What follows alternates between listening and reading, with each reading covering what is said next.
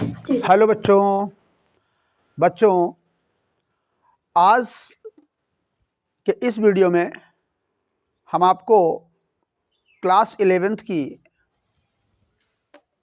Chemistry का hydrocarbon lesson पढ़ाएंगे। Hydrocarbon तो आप जानते होंगे बच्चों, क्लास 10th में भी आपने पढ़ा होगा।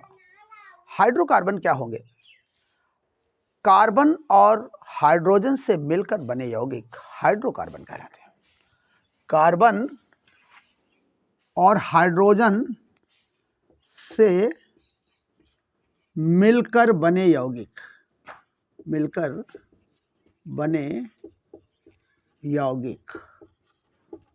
हाइड्रोकार्बन कहलाते हैं। हाइड्रोकार्बन दो प्रकार के होते हैं, संतृप्त हाइड्रोकार्बन, असंतृप्त hydrocarbon. Means saturated hydrocarbon and unsaturated hydrocarbon. तो यहां पर इस लेसन में हम आपको पढ़ाएंगे, सैचुरेटेड के अंतर्गत आते हैं एल्केन, अनसैचुरेटेड में आते हैं एल्कीन, एल्काइन एंड सैचुरेटेड में साइक्लो एल्केन भी ले सकते हैं, साइक्लो एल्केन। अनसैचुरेटेड में एरोमेटिक हाइड्रोकार्बन को रखा जा सकता है। तो चौथा हम रखते हैं एरोमेटिक हाइड्रोकार्बन। तो ये हाइड्रोकार्बन के प्रकार हैं। हम इस वीडियो में पढ़ेंगे एल्केन का डिटेल। तो ध्यान से देखिएगा, हम आपको एल्केन पढ़ाएंगे कि एल्केन क्या होते हैं।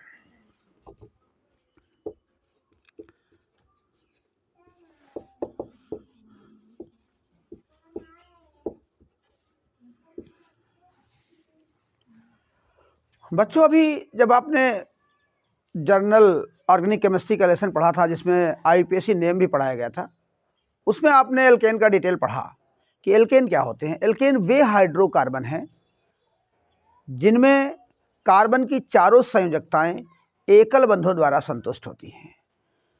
मीन्स कार्बन की ये कंडीशन होगी, एकल बंधों द्वारा कार्बन के चारों ओर सिंगल बॉन्ड बनेंगे। कार्बन कार्बन से जुड़ेगा तो सिंगल बॉन्ड से जुड़ेगा, कार्बन हाइड्रोजन से सिंगल बॉन्ड से जुड़ेगा। मीन्स कार्बन की चारों संयोजकताएं एकल बंध द्वारा संतुष्ट होती हैं। अगर हम इनके एग्जाम्पल की बात करें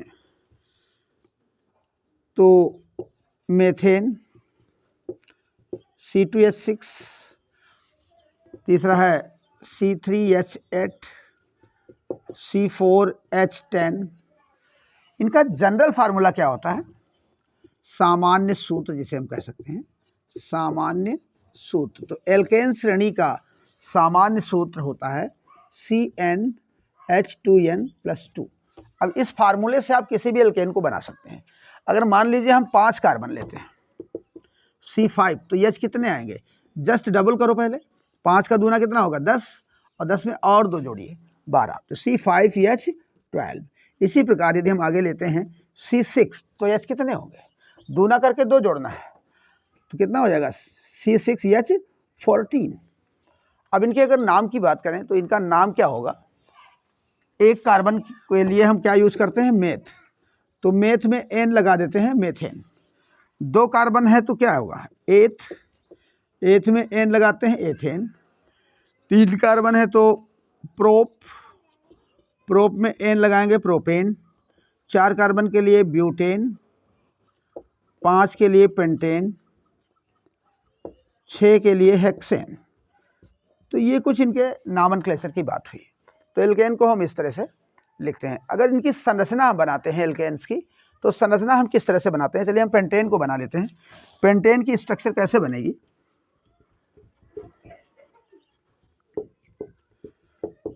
5 कार्बन है।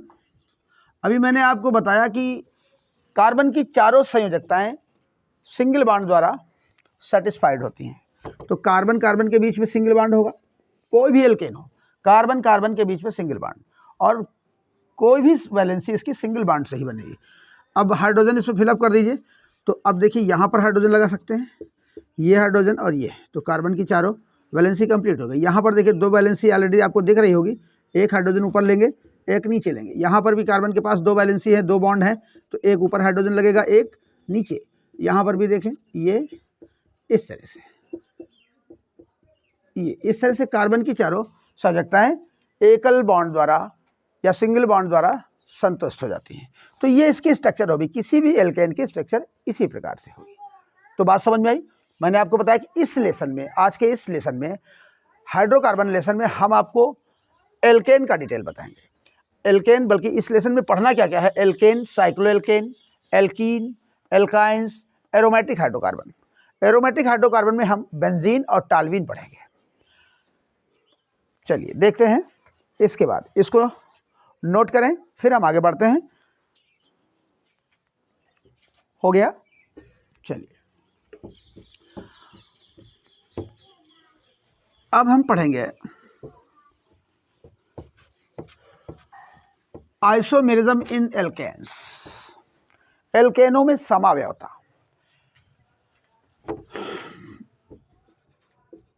एल्केनों में समावयवता। तो बच्चों समावयवता तो आप जानते होंगे कि समावयवता क्या होती है, आइसोमेरिज्म क्या होता है। ऐसे कार्बनिक यौगिक जिनके अणुसूत्र समान होते हैं किंतु उनके भौतिक व रासायनिक गुण भिन्न भिन्न होते हैं, समावयवी कहलाते हैं, और यह परिघटना समावयवता कहलाती है। Those compounds which contain same molecular formula but they have different property. These are called isomer and this phenomena is known as isomerism. Example देखिए आइसोमेरिज्म के लिए। यहाँ पर एल्केनों में 2 प्रकार की समावयवता पाई जाती है। एल्केन श्रृंखला समावयवता यानी चेन आइसोमेरिज्म, चेन आइसोमेरिज्म, और पोजीशन आइसोमेरिज्म। 2 तरह की समावयवता प्रदर्शित करते हैं। पोजीशन आइसोमेरिज्म 2 तरह की समावयवता प्रदर्शित करते हैं। बच्चों एल्केन के जो प्रथम 3 सदस्य हैं यानी C1, C2 और C3, ये समावयवता प्रदर्शित नहीं करते, ये समावयवता प्रदर्शित नहीं करते या इनके आइसोमर नहीं होते। 4 कार्बन, 4 या 4 से अधिक कार्बन वाले एल्केन समावयवता प्रदर्शित करते हैं। और कौन सी समावयवता प्रदर्शित करते हैं? Chain isomerism and position isomerism, श्रृंखला समावयवता और स्थान समावयवता। अब चलिए देखिए एग्जाम्पल देखेंगे। एग्जाम्पल में ब्यूटेन के 4 आइसोमर होते हैं, 4 आइसोमर्स होते हैं। ब्यूटेन के 4 समावयवी होते हैं। कौन कौन से देखेंगे? 4 नहीं होते। ब्यूटेन के बेटा 2 समावयवी होते हैं, माफ करना, ब्यूटेन के 2 समावयवी होते हैं। कौन कौन से होते हैं जरा देखिए। नंबर 1 तो नॉर्मल ब्यूटेन लिख सकते हैं आप, CH3, CH2, CH2 और लास्ट में फिर CH3। ये है एल्केन को चेन के रूप में इस तरह हम लिखते हैं। तो ब्यूटेन लिखना है हमें, नॉर्मल ब्यूटेन लिखना है तो पहले कार्बन के साथ 3 हाइड्रोजन होंगे, लास्ट कार्बन के साथ 3 हाइड्रोजन होंगे, और बीच में जितने कार्बन आएंगे सबके साथ 2 हाइड्रोजन होंगे। तो इस तरह से हम नॉर्मल ब्यूटेन लिख सकते हैं। और ये क्या है? Normal butane. तो एक तो ये इसका कंपाउंड बनेगा। दूसरी कंडीशन क्या होती है कि जिन कार्बनिक यौगिकों में CH3CH समूह उपस्थित होता है उन्हें आइसो यौगिक कहते हैं। तो दूसरा इसका आइसो हम बना सकते हैं, CH3CH पे आप CH3 ऐसे लगा लीजिए और एक CH3 ऐसे लगा लीजिए। देखिए इन दोनों का मॉलिक्यूलर फार्मूला सेम है, दोनों एक दूसरे के आइसोमर हैं। कैसे?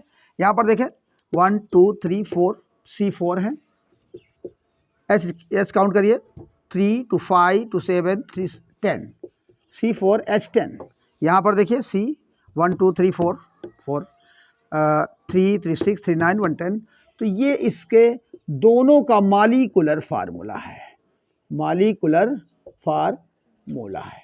दोनों का मॉलिक्यूलर फार्मूला सेम है, लेकिन दोनों कंपाउंड डिफरेंट है, दोनों की प्रॉपर्टीज डिफरेंट है। तो ये दोनों एक दूसरे के आइसोमर हैं, समावयवी हैं। तो आपने क्या पढ़ा, ब्यूटेन के 2 आइसोमर्स होते हैं, 2 समावयवी होते हैं। इसी तरह से हम पेंटेन की बात करें तो पेंटेन के 3 समावयवी होते हैं। एग्जाम्पल 2 देखें, पेंटेन के 3 समावयवी होते हैं, पेंटेन के 3 समावयवी होते हैं। कौन कौन से होते हैं यहां पर देखें। नंबर 1 तो नॉर्मल में ले सकते हैं, नॉर्मल पेंटेन कैसे लिखेंगे, CH3 फिर CH2 लगाओ, एक CH2 और ले लो, एक CH2 और लेकर लास्ट में CH3 कर दीजिए। तो ये तो है आपका नॉर्मल पेंटेन। दूसरा इसका क्या बनेगा, दूसरा आइसो बना सकते हैं आप, यहाँ CH लगा लेंगे इसको ला करके, तो CH3 CH, इसमें CH3 लगाएंगे और आगे यहाँ 3 कार्बन हो चुके हैं, 2 कार्बन बचेंगे, तो एक CH2 लगा करके लास्ट में CH3 कर दीजिए। तो ये आपका आइसोपेंटेन हुआ, आइसोपेंटेन। इसमें एक कंडीशन और बनेगी कि यदि किसी कार्बनिक यौगिक में CH3 का होल थ्राइस C, यानी कार्बन से 3 CH3 लगे हों, ऐसी कंडीशन, ऐसा ग्रुप जब समूह उपस्थित होता है तो उसे हम नियो कंडीशन कहते हैं। तो तीसरी कंडीशन यहां बनेगी नियो, CH3 CH3 CH3 और एक CH3 आगे लगा दीजिए। तो ये आपका है नियो पेंटेन, नियो पेंटेन। इसी प्रकार आप किसी भी एल्केन के समावयवी बना सकते हैं। अब ये समावयवी की जो नंबर है, टोटल नंबर ऑफ आइसोमर कैसे फाइंड करते हैं, तो एक फार्मूला हम आपको दे रहे हैं एल्केन के लिए है, एल्केन के समावयवियों की संख्या। चलिए पहले इसको नोट करिए, तो फिर मैं आगे बता रहा हूं। आपने पढ़ा एल्केनों में समावयवता, एल्केन में समावयवता 2 तरह की होती है, एल्केन चेन आइसोमेरिज्म शो करते हैं और पोजीशन आइसोमेरिज्म। मैंने और क्या बताया कि 1, 2 और 3 कार्बन वाली एल्केनें समावयवता प्रदर्शित नहीं करती है। फिर ब्यूटेन के कितने समावयवी होते हैं, 2, नॉर्मल ब्यूटेन और आइसोब्यूटेन। पेंटेन के कितने समावयवी होते हैं, तो पेंटेन के 3 समावयवी होते हैं, नॉर्मल पेंटेन, आइसोपेंटेन, नियोपेंटेन। अब इसके आगे के जो कार्बन की संख्या है, कार्बन 6 कार्बन 7 कार्बन, इनके अगर आइसोमर्स की संख्या हम पहले, चूंकि हमें पहले संख्या यदि मालूम हो तो हम स्ट्रक्चर बना सकते हैं। तो हम संख्या के लिए आपको बता रहे हैं, इसको काउंट करें, नोट करें इसको, फिर हम आगे बताते हैं। हो गया, चलिए।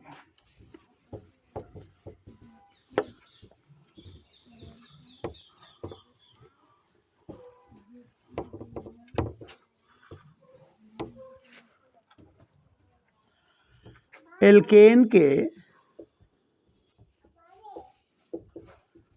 समावयवियों की संख्या ज्ञात करना, संख्या ज्ञात करना। इसके लिए बेटा हम एक फार्मूला आपको दे रहे हैं। फार्मूला है 2 की पावर n -4 + 1। टोटल संख्या ज्ञात करने के लिए हम ये फार्मूला यूज करेंगे, 2 की पावर n -4 + 1।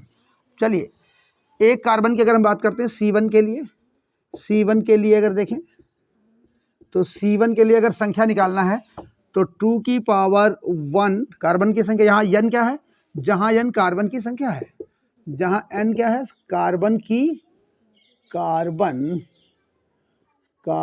संख्या है, कार्बन की संख्या। तो यहाँ कार्बन कितना है, इसमें 1, तो 1 रखिए, -4 + 1, तो क्या आएगा, तो यहाँ पर जो भी वैल्यू आएगी माइनस में आएगी, चूँकि ये 2 की पावर -3 हो जाएगा और +1, तो कुल मिला करके माइनस में वैल्यू आएगी, तो यहाँ पर कोई समावयवी नहीं बनेगा। इसी तरह C2 के लिए देखते हैं, C2 के लिए 2 की पावर 2 माइनस 4 प्लस 1, तो यहाँ पर भी वही कंडीशन होगी, 2 की पावर माइनस 2 प्लस 1, तो यहाँ पर भी जो संख्या आएगी वो माइनस में आएगी, तो यहाँ पर भी कोई समावेवी नहीं बनता है, एक ही कंपाउंड रहता है। C3 की भी यही कंडीशन होगी, 2 की पावर 3 माइनस 4 प्लस 1, यानी यहाँ पर होगा 2 की पावर माइनस 1 और प्लस 1, तो ये यहाँ पर भी कोई आइसोमेरिज्म नहीं शो करता है। हाँ, यहाँ से ठीक है C4 के लिए अब देखिए, अभी मैंने आपको 2 समावेवी बताए हैं, तो 2 की पावर 4 माइनस 4 प्लस 1, 2 की पावर 4 माइनस, देखिए n की जगह 4 रखा, फिर माइनस 4 और प्लस 1, तो ये कितना आएगा 2 की पावर 0 प्लस 1। अब आपको पता होगा कि 2 की पावर 0 की वैल्यू 1 होगी और प्लस 1, टोटल 2 आएगा, तो यहाँ कितने आइसोमर बनेंगे 2। अभी मैंने आपको 2 समावेवी बनाए भी। इसी तरह C5 अगर लेते हैं तो क्या होगा, 2 की पावर 5 माइनस 4 प्लस 1, तो कितना बनेगा 2 की पावर 5, यानी 5 से 4 माइनस करेंगे 2 की पावर 1, तो 1 यानी 2 और 2 प्लस 1, यानी टोटल कितने बनेंगे 3। अभी मैंने आपको बताया कि पेंटेन के 3 आइसोमर होते हैं, तो वो 3 संख्या आपको मिल रही है। इसी प्रकार यदि हम 6 के लिए निकालते हैं तो क्या निकालेंगे, 2 की पावर 6 माइनस 4 प्लस 1, कितना बनेगा 2 की पावर 2 प्लस 1, यानी 4 1 5 आइसोमर बनेंगे। बात समझ में आई। इस तरह से किसी भी एल्केन की टोटल आइसोमर की संख्या आप निकाल सकते हैं। तो मैंने आपको एल्केन में आइसोमेरिज्म बताया कि एल्केन 2 तरह की समावयवता शो करते हैं, एक चेन आइसोमेरिज्म और दूसरी है पोजीशन आइसोमेरिज्म। इसके बाद का टॉपिक हम लेते हैं MOP, मतलब मेथड्स ऑफ प्रिपरेशन, कि एल्केनों का निर्माण किस तरह से होता है। तो पहले इसे नोट करें, फिर हम आगे बढ़ते हैं।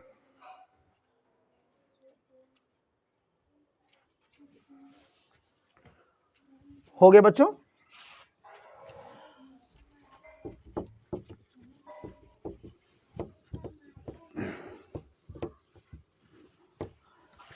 अब पढ़ेंगे methods of preparation.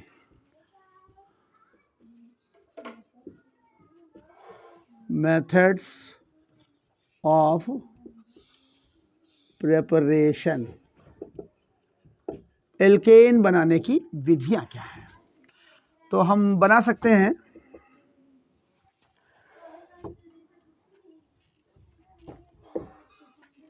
Bye the hydrogenation of alkene and alkynes, by लगाओ, बाय द हाइड्रोजनेशन ऑफ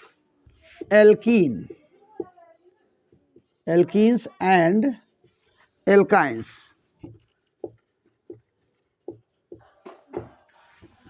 तो hydrogenation of alkene and alkyne से हम एल्केन का निर्माण कर सकते हैं। कैसे, बहुत ध्यान से सुनिएगा बच्चों। हाइड्रोजनेशन क्या है? हाइड्रोजनेशन का मतलब है हाइड्रोजन का एडिशन, किसी कंपाउंड में हाइड्रोजन का जुड़ना हाइड्रोजनेशन कहलाता है। देखिए जरा, इसको हम लिख सकते हैं कि addition of hydrogen is called hydrogenation. यानी किसी कंपाउंड में हाइड्रोजन का ऐड होना, जुड़ जाना, क्या कहलाता है? हाइड्रोजनेशन। अब ये हाइड्रोजन को हमें ऐड कहाँ करना है? एल्कीन और एल्काइन में। चलिए हम एल्कीन लेते हैं। एल्कीन एल्कीन में कार्बन के बीच में डबल बॉन्ड होते हैं।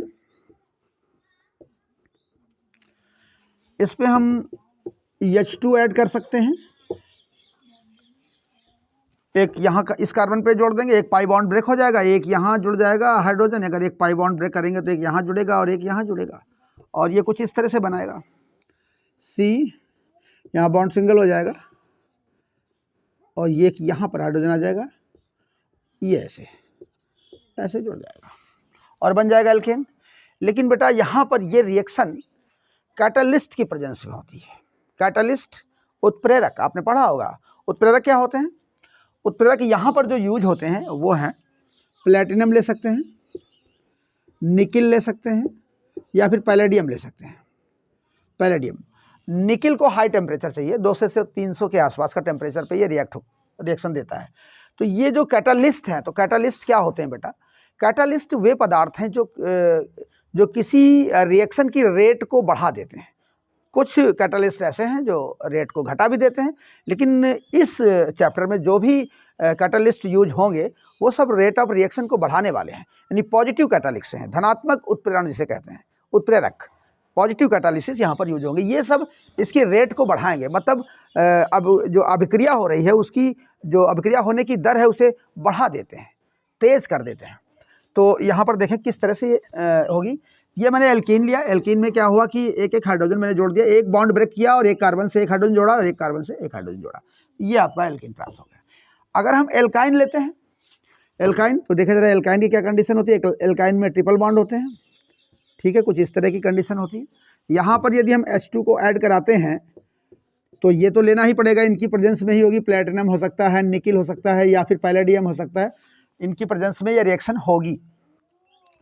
यहाँ पर क्या होगा बेटा कि देखो यहाँ पर भी एल्केन ही बनते हैं, ट्रिपल बॉन्ड में भी। अब आपके पास H2 है, आप सोच रहे होंगे कि एक बॉन्ड ब्रेक करके एक H को यहाँ जोड़ें या एक H को यहाँ जोड़ें और बन जाएगा CH डबल बॉन्ड CH, ऐसा कुछ, ऐसा नहीं है। यहाँ पर क्या बनना है, यहाँ पर दो पाई बॉन्ड ब्रेक होते हैं और दो H जुड़ जाते हैं, दो H जुड़ जाते हैं।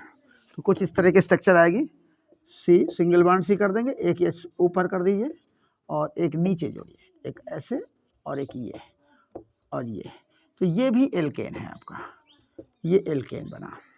इस तरह से आप एल्केन बना सकते हैं। और ये जो रिएक्शन है इसे हम साबाते-सेंडेरेंस अपचयन भी कहते हैं। क्या कहते हैं इसको हम?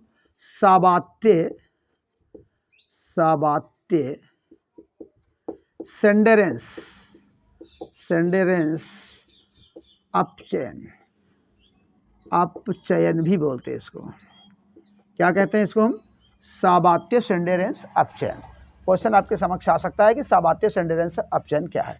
तो जब ये कैटालिस्ट यूज होंगे और किसी भी अनसैचुरेटेड हाइड्रोकार्बन में हम हाइड्रोजन को ऐड करते हैं तो एल्केन बन जाते हैं। अब मैं इनकी मैकेनिज्म भी आपको बताऊंगा, तो पहले इसको नोट करें कि किस तरह से डबल बॉन्ड में। हाँ, एक चीज़ यहाँ ध्यान देना है, कभी कभी क्वेश्चन में क्या करते हैं कि यहाँ पर H2 लिख कर देते हैं, लेकिन यहाँ पर हमें एल्केन ही बनाना है। अगर 2H2 देता है तब तो ठीक है, 4H की नीड हो रही है, यहाँ पर 2 ऊपर जोड़ देंगे, 2 नीचे जोड़ देंगे, इस तरह से एल्केन बनेगा। और अगर 2H2 2 मोल नहीं देता, एक ही मोल लिख कर आता है, तब भी हमें अपनी तरफ से कंसीडर करना है कि यहाँ पर हाइड्रोजन है और वो हाइड्रोजन जा करके दोनों कार्बन पे जुड़ेगी और दो कार्बन, चूंकि 2 बॉन्ड टूट रहे हैं, दोनों पाई बॉन्ड टूट रहे हैं, तो दोनों कार्बन के पास 2 हाइड्रोजन जाकर जुड़ेंगे और एल्केन का ही फॉर्मेशन होना है। बात समझ में आई? ये गलती मत करना कि यहाँ पर केवल H2 लिखकर पेपर में आए और आपके सामने और इधर का प्रोडक्ट पूछे तो आप वहाँ पर एक एक हाइड्रोजन जोड़ करके प्रोडक्ट बना दें। यानी फाइनल रिपोर्ट में हमें एल्केन ही बनाना है, चाहे एल्कीन से बनाना हो या एल्काइन से। तो ये कौन सी प्रोसेस हुई? Bye the hydrogenation of alkene या एल्काइन। तो नोट करें इसको। इसके बाद हम इसकी रेट ऑफ रिएक्शन भी बता रहे हैं कि कौन सी ये रिएक्शन तेजी से होगी या फिर ये। चलिए इसको नोट करें, फिर इसके बाद पहले मैकेनिज्म, फिर मैं आपको रेट ऑफ रिएक्शन बताता हूँ।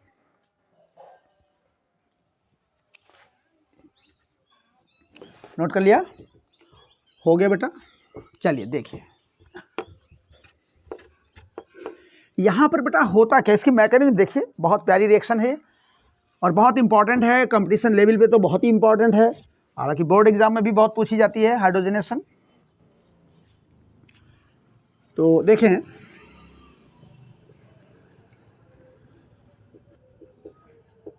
मैकेनिज्म बेटा क्या होता है कि जैसे जो आपका कैटालिस्ट है, अगर कैटालिस्ट की जो सरफेस है उसको हम इस तरह से कुछ रिप्रेजेंट कर सकते हैं कि ये मैंने ले लिया निकिल। निकिल पे क्या होता है कि ये जो हमारा हाइड्रोजन है, जो रिएक्टेंट है, वो जा कर के निकिल की सरफेस पर एड्जॉर्ब हो जाता है। क्या होता है? एड्जॉर्ब। ये हाइड्रोजन हमारा आया, ये और ये इसकी सरफेस पे लूज बॉन्ड बना लेता है, एक तरह से उस पर एड्जॉर्ब हो जाता है, अधिशोषित हो जाता है। ठीक है, ये स्ट्रक्चर बनाता है। फिर क्या होता है बेटा फिर इसके बाद में देखिए क्या होता है कि इस पर ये हाइड्रोजन हमारा इस पे एडजॉर्ब हो चुका है, H2 मॉलिक्यूल इस पे एडजॉर्ब हुआ, और यहाँ देखें कि एल्कीन हमारी इस पर रिएक्ट होने के लिए आती है। तो अब यहाँ पर क्या होता है, यहाँ पर ध्यान से देखेंगे कि ये हाइड्रोजन इस रिएक्शन में जब एल्कीन यहाँ पर रिएक्ट होने के लिए आती है तो ये बॉन्ड पाई बॉन्ड ब्रेक होगा, यहाँ पर ये बॉन्ड ब्रेक हो जाएगा, ठीक है, और हाइड्रोजन और इसके बीच में बॉन्ड बनेगा ऐसे। और ये यहाँ पर देखेंगे दोनों प्रोसेस, दोनों वर्क एक ही टाइम पर होंगे, दोनों फंक्शन एक टाइम पे होंगे। जिस समय बॉन्ड ब्रेक होगा उसी समय बॉन्ड बनेगा। तो यहाँ से ये पुराने बॉन्ड जो होते हैं टूटते हैं और नए बॉन्ड बनते हैं। हमेशा याद रखें कि ऑर्गेनिक केमिस्ट्री में यही सिस्टम चलता है बेटा, कि पुराने बॉन्ड जो होते हैं वो ब्रेक हो जाते हैं और जो नए बॉन्ड होते हैं वो फॉर्म होते हैं। तो यहाँ पर क्या होगा, हाइड्रोजन हाइड्रोजन के बीच का बॉन्ड ब्रेक होगा, यहाँ कार्बन और कार्बन के बीच जो पाई बॉन्ड है वो ब्रेक होगा, और हाइड्रोजन और कार्बन के बीच में 2 सिग्मा बन जाते हैं, एक इधर से एक इधर से, और ये बन जाता है बच्चों एल्केन। और ये आपका जो निकिल है फिर से फ्री हो जाता है और ये हाइड्रोजन इसमें जुड़ जाता है कुछ इस तरह से, सिंगल, और ये आपका हाइड्रोजन, और ये बन गया आपका एल्केन। और ये जो कैटलिस्ट का जो सरफेस है वो फ्री हो जाता है। तो इस तरह से ये इसकी मैकेनिज्म कंप्लीट होती है। पहले H2 मॉलिक्यूल निकिल की सरफेस पे एडजॉर्ब होता है। यहाँ पर कौन सा फिनोमिना चल रहा है, ये जो पूरी रिएक्शन है वो एडजॉर्प्शन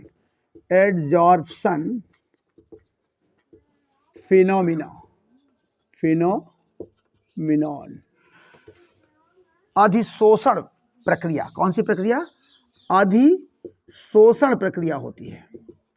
तो इस प्रोसेस पे ये पूरी रिएक्शन कंप्लीट होती है कि पहले H2 मॉलिक्यूल कैटलिस्ट की सरफेस से ऐड होता है, एडजॉर्ब होता है, फिर उस पर आकर एल्कीन का रिएक्शन होता है, पुराने बॉन्ड ब्रेक हो जाते हैं, हाइड्रोजन हाइड्रोजन के बीच का बॉन्ड ब्रेक होता है, इधर कार्बन कार्बन के बीच का पाई बॉन्ड ब्रेक होता है, और हाइड्रोजन और कार्बन के बीच में नया बॉन्ड बन जाता है, और इस तरह से एल्केन का फॉर्मेशन हो जाता है।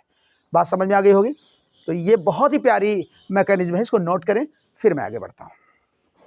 हाँ, एक चीज़ ध्यान दें, जबकि यहाँ पर वन साइड से ही ये ऐड होते हैं, और जब वन साइड से ऐड होते हैं तो उसको हम सिन एडिशन कहते हैं। क्या कहते हैं, सिन एडिशन।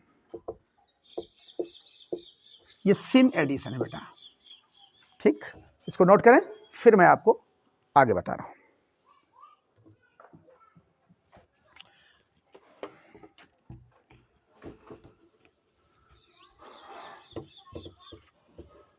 अब जरा देखें, यहाँ पर रेट ऑफ रिएक्शन की बात कर रहा हूँ कि एल्कीन अधिक तीव्रता से इस अभिक्रिया को करेगा या फिर एल्काइल करेगा। तो क्या लगता है आपको, कौन करेगा, एल्कीन सी, ये रेट, ये रिएक्शन अधिक तीव्र दर से होगी या फिर ये रिएक्शन होगी।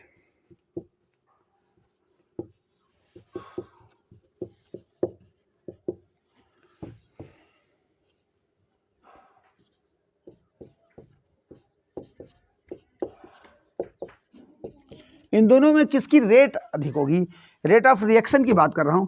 तो रेट ऑफ रिएक्शन का जो सिस्टम है बेटा, रेट ऑफ रिएक्शन इस अभिक्रिया के लिए है, rate of reaction is proportional to 1 upon steric hindrance.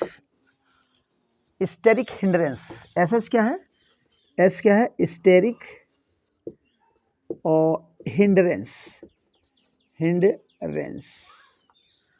इसको हम त्रिविम बाधा कह सकते हैं, त्रिविम बाधा, या बल्कीनेस कह सकते हो, त्रिविम बाधा।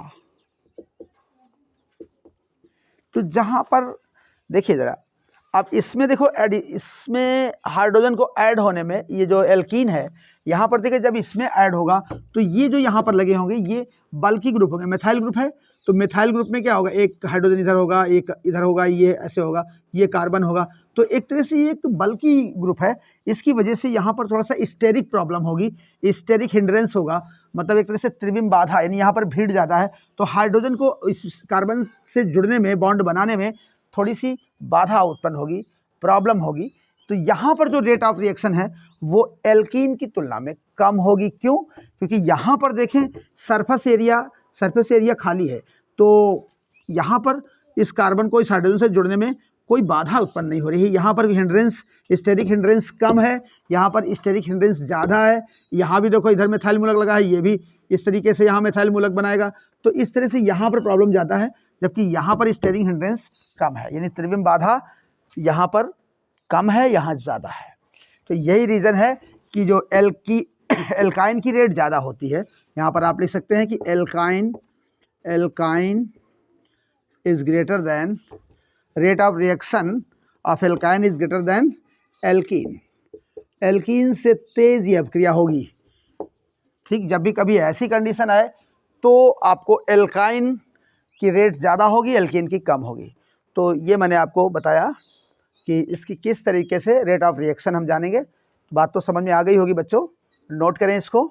और आज के इस वीडियो में मैंने आपको एल्केन का सामान्य परिचय दिया, बाकी आपने पीछे पढ़ा है।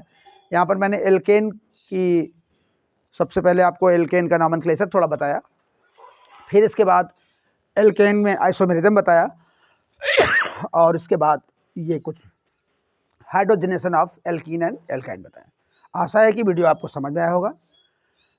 आप हमारे इस वीडियो को देखें, और यदि कहीं पर कोई डाउट है तो आप कमेंट बॉक्स में कमेंट्स करें, और हमारे वीडियो को, हमारे चैनल को लाइक करें, सब्सक्राइब करें। धन्यवाद।